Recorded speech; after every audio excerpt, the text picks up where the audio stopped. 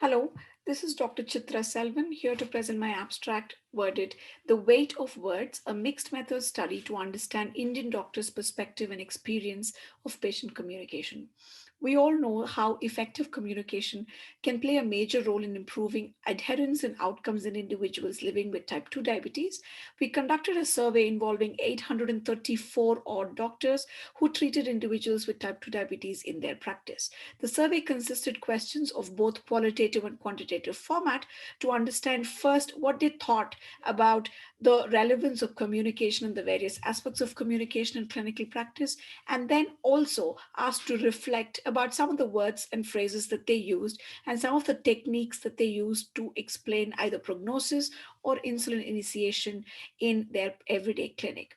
What was interesting that we found in our survey was that a very good percentage of doctors did swear by the fact that communication skills were very important in clinical practice, as evident by here in the first graph that you see that almost 48% of doctors mostly thought that eye contact was important for communicating better in clinic.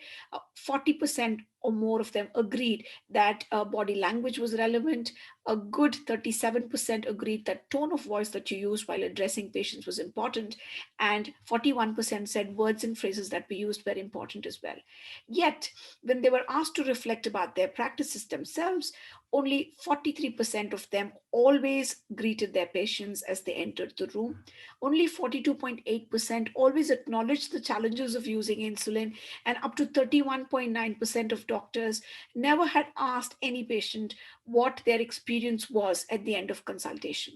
Doctors also reported using negative words that portrayed fear, blame, and disengagement in order to promote adherence. So there seems to be a gap between what they know is to be ideal when we are communicating with patients with type 2 diabetes, yet there seems to be a gap when it comes to what is actually happening in the clinical practice itself.